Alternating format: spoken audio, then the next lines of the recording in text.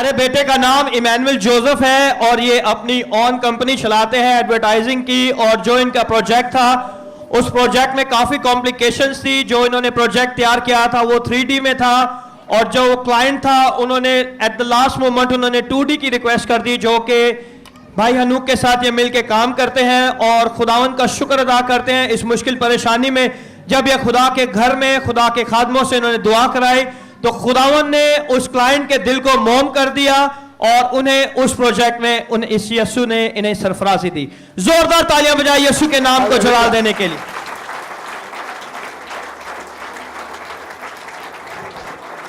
और ये कह रहे हैं कि ये मेरा जाती एक्सपीरियंस है, बड़ा अच्छा एक्सपीरियंस है कि अगर मैं खुदावन के घर में 1% दूंगा तो खुदावन मेरा 10% बढ़ा के मुझे रिटर्न करेगा।